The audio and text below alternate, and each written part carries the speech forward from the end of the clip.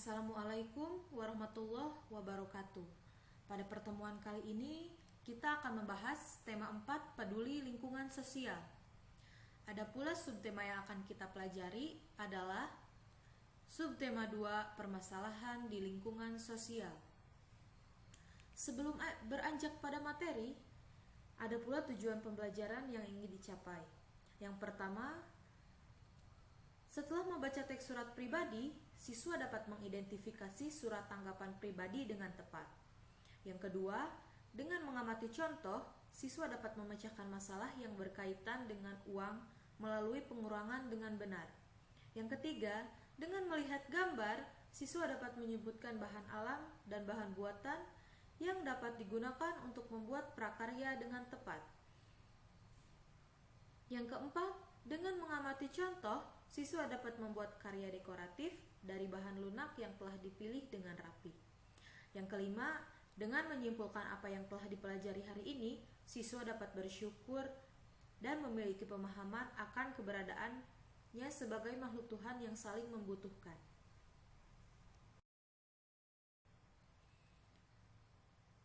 Subtema 2 permasalahan di lingkungan sosial.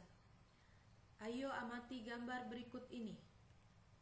Di sini adalah gambar lingkungan rumah Siti. Dan gambar yang kedua ini adalah Dayu.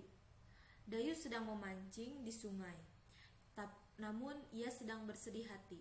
Kemudian ia berkirim surat kepada ibu guru.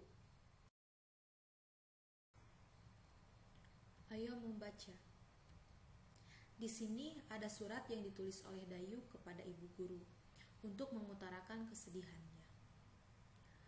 Sebelum ada yang bisa membaca surat ini di depan kelas, kalian menyiapkan lembar kerja untuk menjawab pertanyaan-pertanyaan yang nanti akan ditanyakan setelah membaca surat Dayu.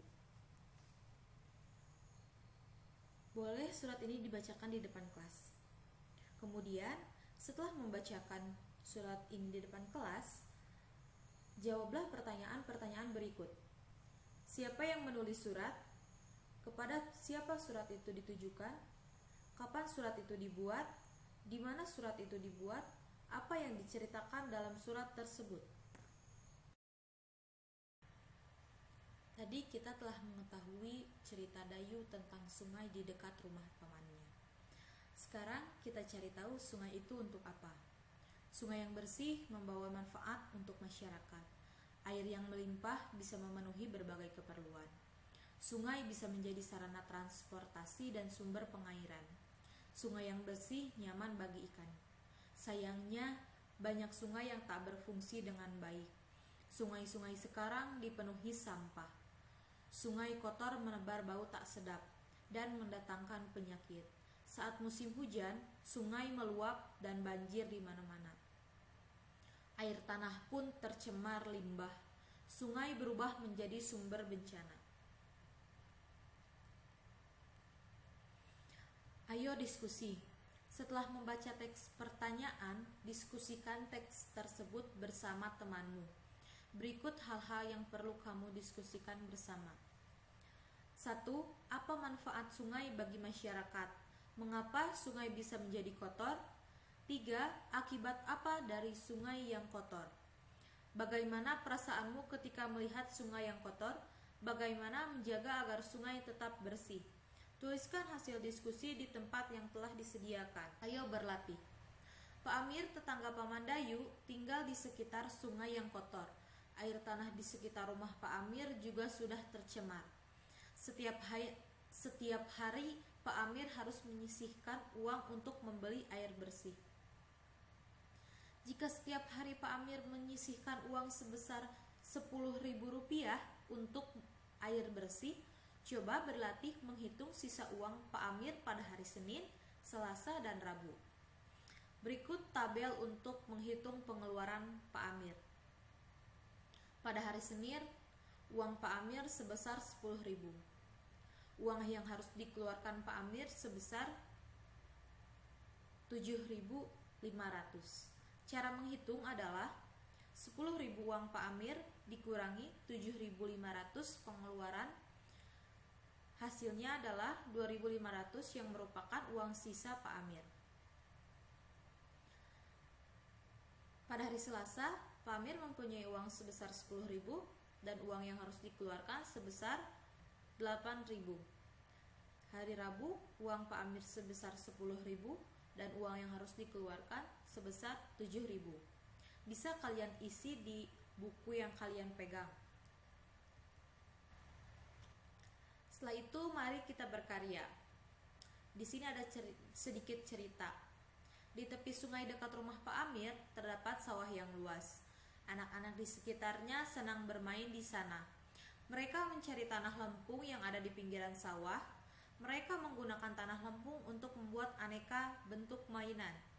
Ada yang membuat alas tidur, bantal, kursi, piring, dan gelas.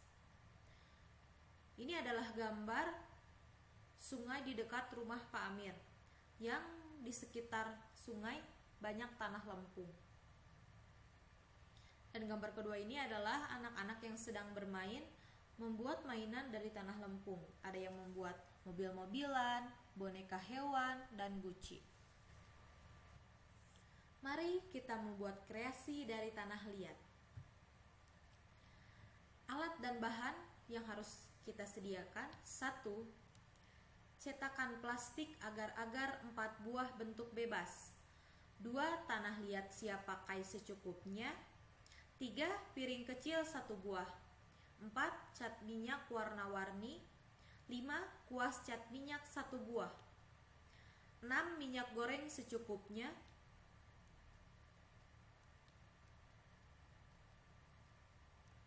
Dan ini ya tadi alat dan bahan yang harus kita sediakan. Kemudian cara membuat. Teknik mencetak. 1. Melumuri tangan dengan dan wadah cetakan dengan minyak goreng. 2. Kemudian siapkan wadah cetakan yang telah dilumuri minyak goreng. 3. Isi cetakan dengan tanah liat sampai penuh dan merata. 4. Tekan-tekan tanah liat di cetakan dengan tangan agar padat. 5. Setelah itu, keluarkan tanah liat dari cetakan. 6. Jemur tanah liat hingga kering minimal 2 hari. Setelah kering, beri warna tanah liat tersebut dengan cat minyak. Berikut ada gambar langkah-langkah yang harus kita kerjakan. Tadi ya, melumuri tangan dan wadah cetakan dengan minyak goreng. Kemudian menekan-nekan tanah liat di wadah cetakan. Kemudian keluarkan tanah liat dari cetakan, kemudian jemur dan kita memberi warna. Setelah itu hasilnya adalah gambar-gambar lucu tanah liat yang dicetak. Kesimpulan. Setelah mempelajari tema kali ini, peserta didik harus mampu mengenal lingkungan tempat ia tinggal, mengenal dan mengetahui apa saja permasalahan yang ada, juga mengetahui pemecahan atas masalah yang ada, mengetahui bagaimana cara bersikap yang baik sebagai warga yang tinggal di lingkungan tersebut, juga memiliki sikap jujur, saling menghargai, santun, dan tanggung jawab. Sekian pembelajaran hari ini. Terima kasih atas perhatiannya. Wassalamualaikum warahmatullahi wabarakatuh.